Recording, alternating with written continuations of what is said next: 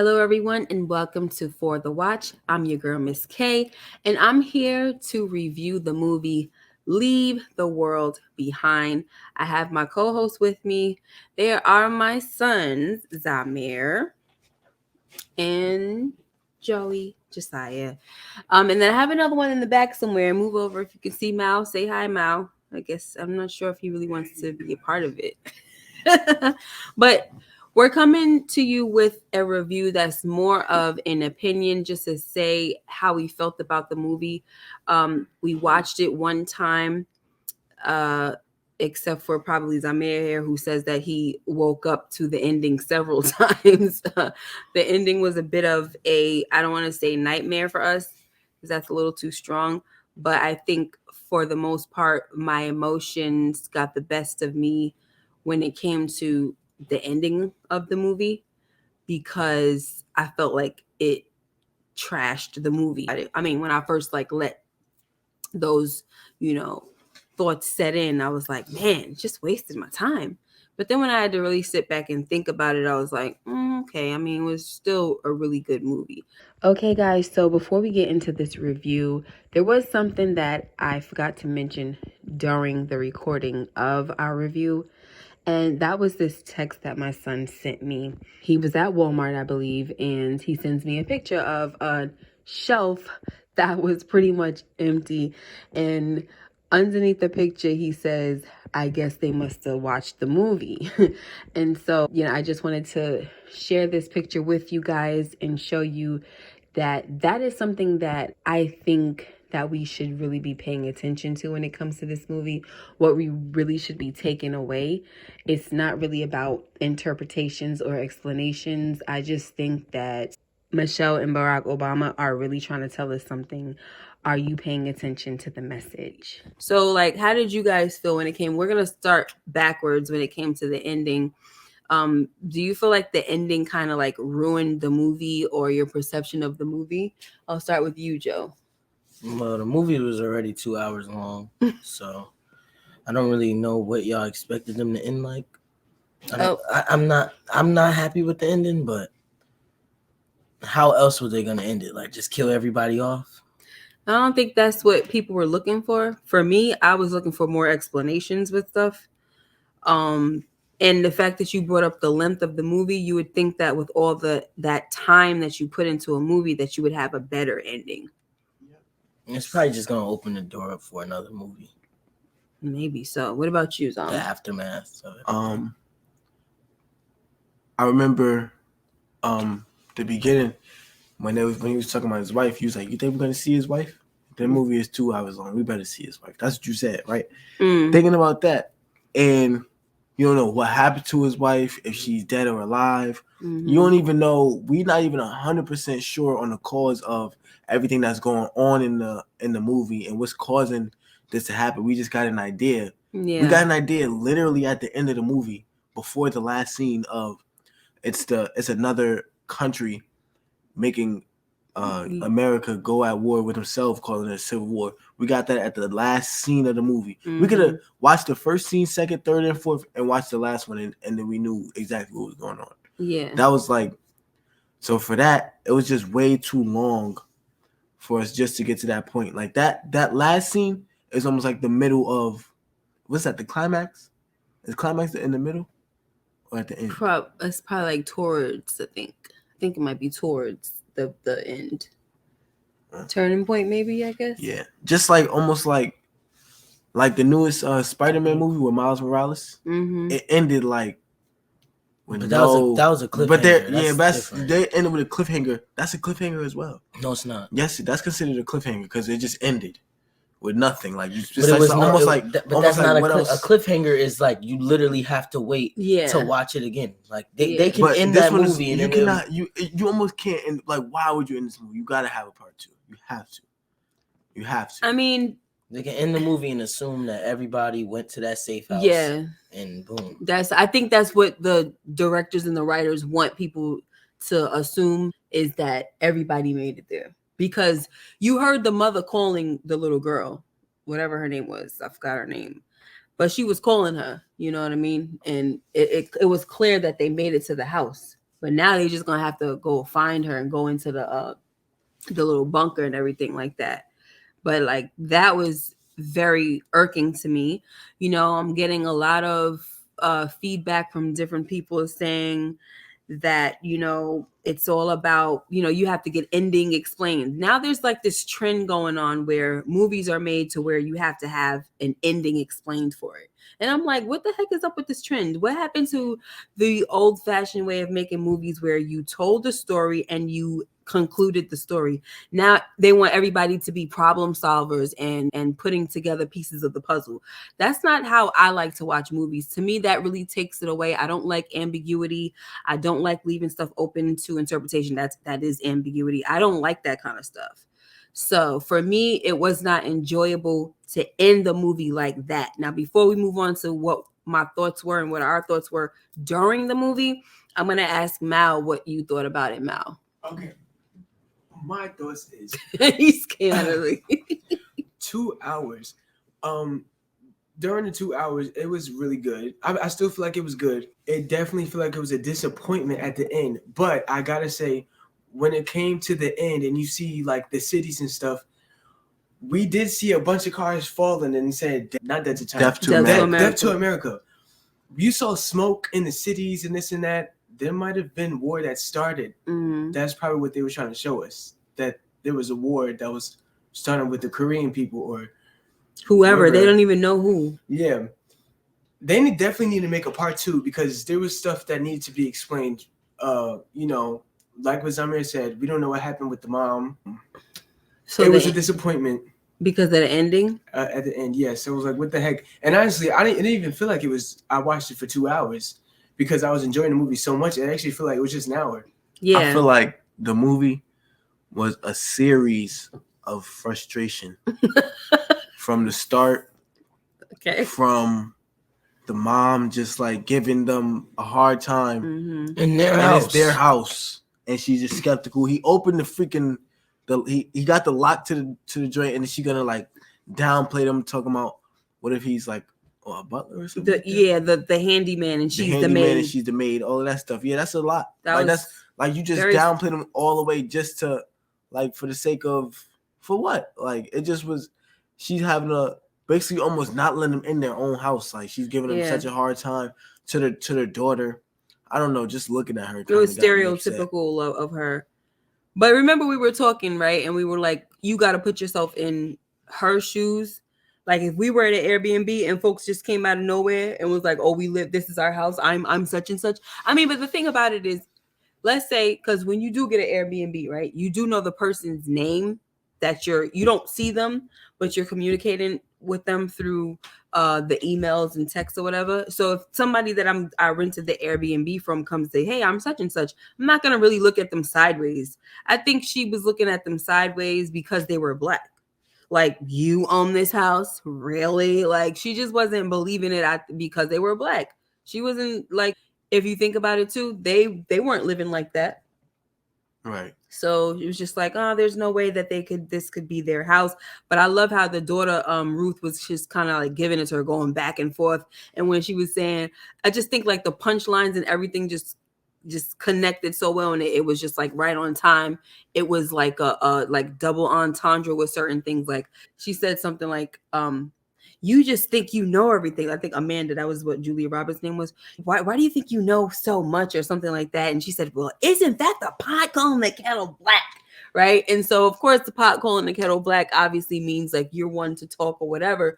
But it was more so like, that's why I said it was a double entendre, because it was two, different meanings. Like it's the Black thing, really. It's all about the fact that I'm Black. So you have a problem.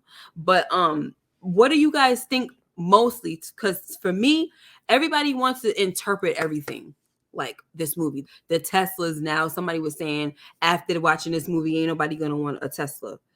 I was watching this guy who was this young Christian guy who was saying that he had visions that, or a dream or something, that Tesla was the thing that we should actually invest in when it comes to stocks. Where now you see this movie, you have one YouTuber saying, oh, after that, nobody's going to want to drive a Tesla after this. You know what I mean? But I do still. You still want a Tesla? It's those cars they're driving themselves. They're just like we're stocking up to like basically trap people in. It's like a whole like strategy to just make people not be able to move anywhere. Well, that is scary. Like yeah. But and then you got to think about it too, like that whole bunker situation. The people that made that bunker, because when I was thinking about where this movie, when I was thinking about this movie the other day, I said, "Yo, we would really have to go through a lot to prepare for this stuff. You got to have mad money first of all to prepare. I would think you have to have a lot of money to do what they did, because like the door was mad heavy. Like it was one of those kind of doors where you can't just like shoot your way through or they must know something. Whoever's house that is, it's how they know that was coming." Mm-hmm. He stacked up on everything. But I understand being prepared, but like, here's the sad, like realistically, who's prepared thing, for that? Right? Because here's the sad thing: where were they? Right. They prepared all this time and all these years, and when doomsday comes, they're nowhere. They didn't even make it to their safe house. That's scary. Yeah, that is. So scary. It's almost like you're playing dice or something like that, or you're rolling the dice. You could prepare all the heck you want, but that does not mean that you're gonna even be around when it happens. You could be like Ruth's mom over in Morocco, or you done took a trip somewhere and now you can't make it back. The planes, let me tell you something. As far as when y'all was asking, do you think we're gonna see the mom? It's probably that maybe the story was trying to tell us that she died because the freaking planes was just nose diving, out of nowhere. But he did say that wasn't the same airline. No, of course, but he said that wasn't the only plane that he saw coming down. He said there was more.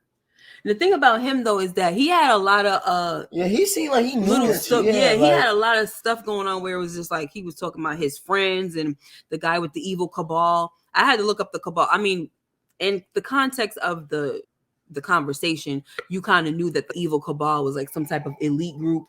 It was giving me some kind of Diddy vibes when he was talking. I'm not gonna lie. I feel like a lot of the things was like planting Easter eggs. Yeah. I was like, Diddy.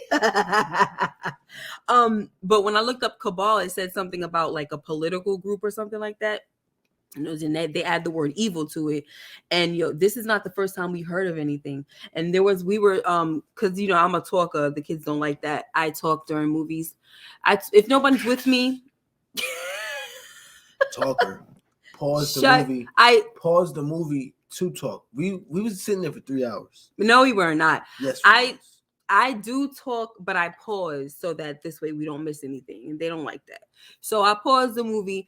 And I was already thinking to myself, like, yo, the fact that Michelle and Barack are behind this, it's like they're trying to tell us something, right? And I kid you not, the girl said that line to her brother. She was like, the animals, it's like they're trying to tell us something. I was like, see? That's what I'm saying. It's like, so I was looking at those like subliminal messages, like, it's like they're trying to tell us something. It's Barack and Michelle. They're trying to tell us something. They were in They were in control of this country at some point, so they probably know. Yeah. They got some insight. They trying to prepare us. Forget about all of the hidden messages, y'all. The thing that I got from this movie is prepare yourself. Right. And speaking of prepare yourself, and like I said with Easter eggs, there was like spontaneous things that came out of nowhere in that movie. For example, the kid had a Rockstar backpack. Rockstar is a company for GTA. GTA just launched like this could be like crazy thinking, like this is just hypothetical stuff, but like they just launched GTA 6 trailer letting us know that it comes out in 2025, and that's the most we haven't heard from Rockstar since 2015. So we see that backpack in the movie. What if that means be prepared for 2025? Because there was the Rockstar logo on the backpack. I never seen the Rockstar logo. I never seen a Rockstar backpack ever in my life. Yeah. So, and then there was the. I don't know. Then there was the. It's just because you're in denial. No, I don't know about that because movies take a very long time to be filmed and be produced and come out. That trailer just came out. The movie the GTA 6 trailer just came out. Well, it's still movies. Movies take years. Not all the time. Some not movies good. do, yeah. Like how they gonna make the movie right away as soon as the GTA 6 drop? They don't have enough time. You can first of all, So I don't know how true everything- that is. everything- That trailer literally just came out like last month. But sometimes that they can do be in that. queue together. Yeah. That movie just came out. They can do that, you know. Like there's so many, like just like when Super Bowl, like certain commercials during the Super Bowl, you'd be like right on time. You know what I mean? Like that happens. Advertisers don't think that they don't have stuff linked together. They do. But you know, I'm not saying I'm a conspiracy theorist, but I still have my eyes open for that type of stuff. Now, when it comes to like the animals going crazy and then you got the big animal coming, the one with the antlers, the buck coming. Like he's coming to the forefront, like he's the big king. Yeah, and he's just staring them down, and they screaming. I don't understand all that, but for me in real life, I look at animals, and if they're acting out of character, that means to me that something's up with nature. Stuff is out of whack, and I think that when you look at animals, you can tell that the weather is probably going to be jacked up just by the way they act. So for me, like she said, it's like they're trying to tell us something. That's what I got from it. I'm not really like looking so deep into the whole animal thing. So, you know, but that's how it is. Now I think the reason why they make movies like this to where it's like, oh, the ending has to be explained, is because it's like a trendy thing now. They know what the heck they're doing. The last movie I remember them doing this with was They Clone Tyrone. Like they want everything to be trending. And make conspiracy theories. Yeah, it's annoying. But I feel like if Michelle and Barack Obama are behind this, not if, they're behind it. The bottom line, forget about all of the clues that y'all want for, just straight up and down, it's gonna happen. I don't know if it's gonna happen this way where stuff is gonna they're gonna knock satellites out and all. They're probably gonna do all of that, and you gotta have to live like a straight apocalypse, like Walking Dead without the zombies. But it's going to be to where you're going to have to know how to farm your food. You're going to have to, stock up on water. You're going to have to know how to survive. And you know how crazy that is? Like, just think about that. That's just because of no network and social. All of that will happen. And that shows how, like, slow how slow we are as people. Because if this happened in, like, 70s, 80s, no problem. Nobody would probably even notice. Yeah. Like it'd just be a minor thing. But right now we live off of all of these things, and now they're a necessity. And the TV's not working. Imagine that just this small thing would be almost world ending. That's terrible. So who is your favorite character? Who's your favorite character? I don't have one. You didn't have one? The dad. Who got on your nerves? The white dad. The white dad. The white dad was your favorite character. Why? Cause he was just he from the beginning he was trying to give them the chance. He was understanding where they was coming from. He didn't care what was going on. The dude had him at gunpoint. He wasn't trying to hear none of that. He wanted to make sure his son was all right. Yeah. He did what he had to do. Was understanding. And he's the realest.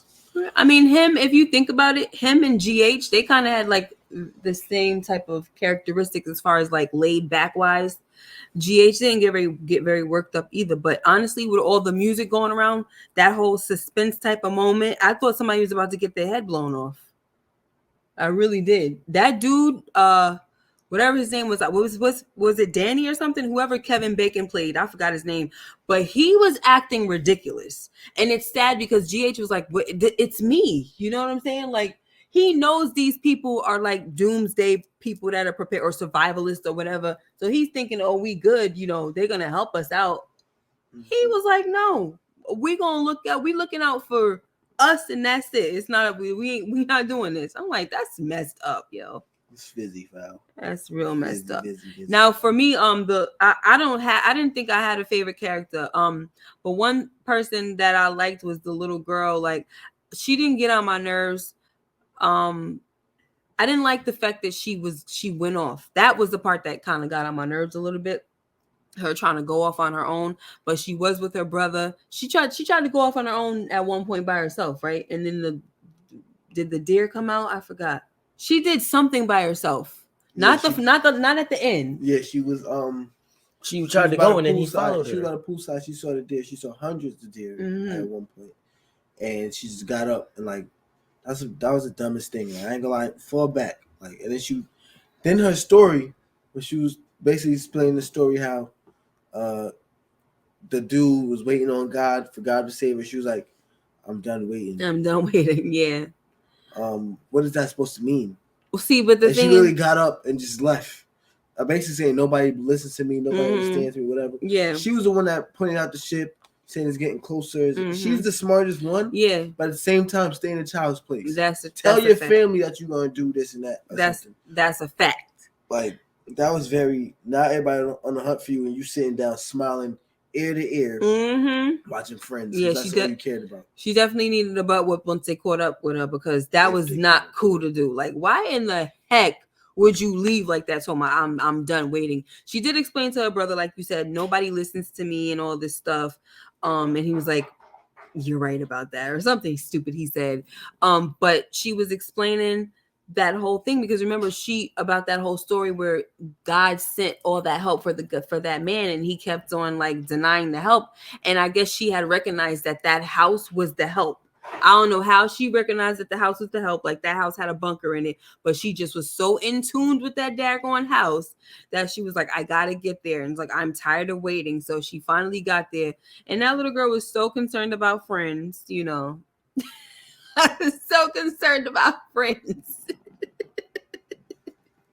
But anyway, you know, that was pretty cool. But like the whole like the war stuff and I don't know. I'm just not really. I just needed way more answers than what we were given.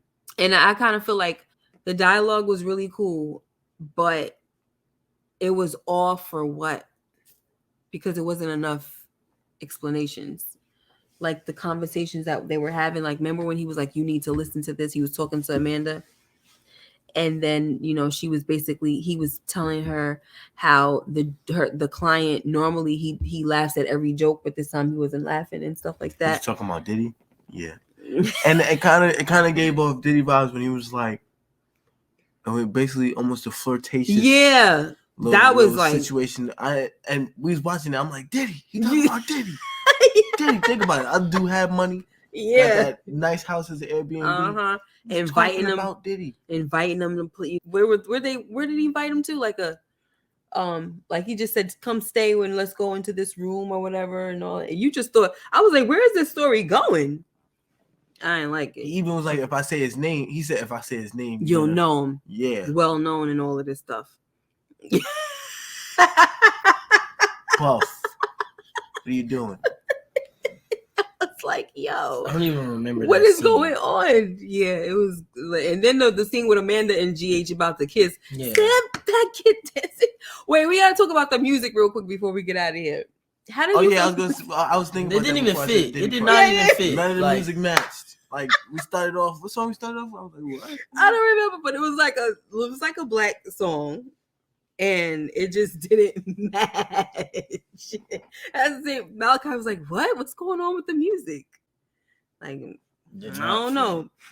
Because normally when you watching, white people on the screen, you hear different type of music, and we hearing this soulful music, and the ladies walking around the house and they driving, doing this. I'm like, that's very weird right now. I didn't mind, but it just made you feel like, what's going on here? It's not matching right now. What did y'all think about the teeth coming out of the kid's mouth? That I didn't even understand that. How did your teeth fall out? But the fact that he was constantly pulling them out, he woke up like, yeah, he just kept pulling them out. They're just pulling out, like they just you're pulling them out though. Yeah, that was weird to me. That was very weird. That kind of gave like horror vibes during that time. I was just like, okay, well, now we get a little weird, but somebody was saying that the movie is possibly a dream. How you feel about that? Can you see that? No, it don't make no sense. There was too many days. Too many people. They slept. No, that doesn't even. They're following other people. Whose dream? Other people's scenes. It could be Amanda's dream, or it could be Clay's dream. Clay, I think, is the white dad. I think that's Clay. But there's scenes without them in it. And it's Man, like that's don't even true, make but There's sense. too much details for a dream. That don't even make no sense. Well, it could be a dream though. A lot of things was dramatic, like Yeah. the things falling from the That sky. don't make sense. If it was a dream, it would be one person in the movie the whole time. They would be in every scene. In your dreams, you're always in it, right? It's never But about Yeah, but somebody you for the see else. sake other of a people. movie, you Yeah, wouldn't but know. you're still always in the situation. Like it's not. If it was a dream, then Clay and GH and the son, they all went to the other house with the gun thing, while the daughter and the mom was in the shack yelling at the animals and stuff. Like it's too much stuff going on. Okay, For so it to what be, if they were dream sequences where, remember how it was like part one, the this, the that, and then part this one, the noise or whatever. You know, I don't remember all the parts and the titles. yeah. But remember how they was like the noise and then it was the son and the daughter in the woods. That could have been one of their dreams. Like everybody had a different dream. Yeah, everybody in the different parts. Everybody had a dream. You had Mahershala, GH. You had him where he went and he left the house and he went to the neighbor's house. He let himself in, and then the plane came down or something. And remember how he closed the door, and then it was like it blew the freaking windows out and everything. That could have been. I mean, all that kind of stuff. It's kind of dreamy, don't you think? It's a little too much going on. The fact that there was a beach in the backyard, it's a little weird. Not to say that Who had a it's beach in their backyard. Remember how he walked outside? I said, how did he get to the beach? So what the heck is going on? He walked out into the back, and it was like a beach back there. And that's when the plane came crashing down and freaking went into the sand and all that. That was weird. Like they did have a lot of things that went on that was really weird, and it made you feel like, okay, yeah, this is probably a dream. I mean, I didn't think that. The only thing that made me think that it was a dream was when the wife, when her husband woke up, she said, we're going to go on a vacation. She booked the vacation for that same day.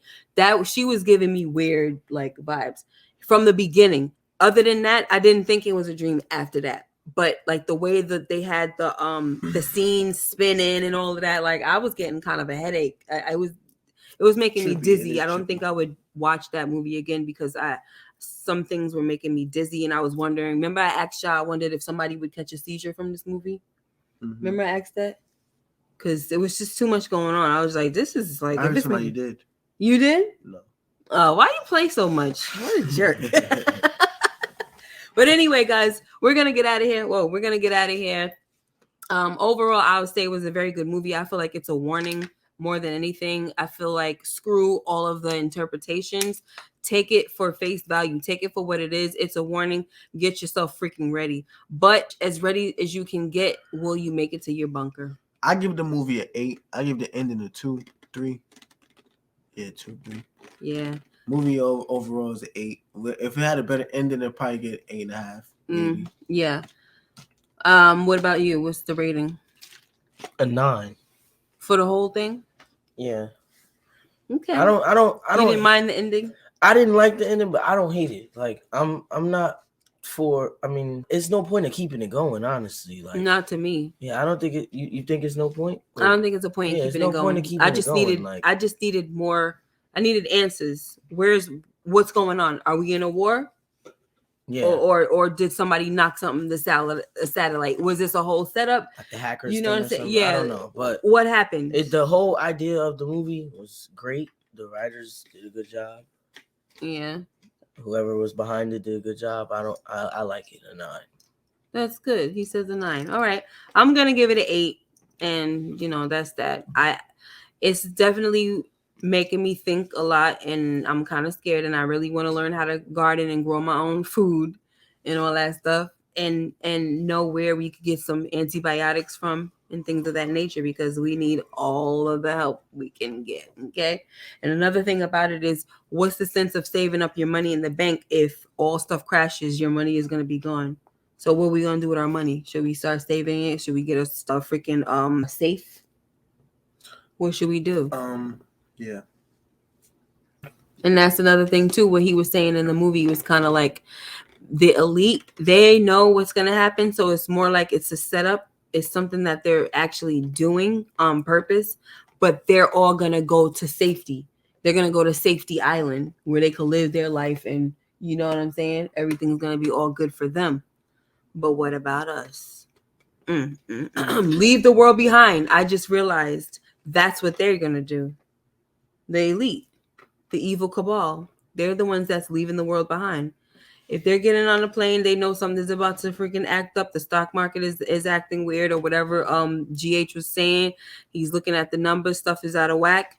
Something's coming. They know it's coming. They leave the world behind. That's the name of the movie, right? Yeah. I could see her like Hassan Campbell or something like just going off right now. He did but go. Like, I can see him going off and saying stuff like this. Think about the movie name. Leave the world behind. The Kanyes, the Jay-Z's, and the P. Diddy's, they all good. Yep. It's us. Pay attention, y'all. To your circle before they hurt you. That's the end of the video. Right. Get out of here. We took that from Hassan Campbell. Shout out to Hassan if he would ever, probably would never see nothing like this, but it's all good. Thank you so much for being here. This has been For the Watch. Until next time, take care and be blessed. And I'll see you in the next video. Bye-bye.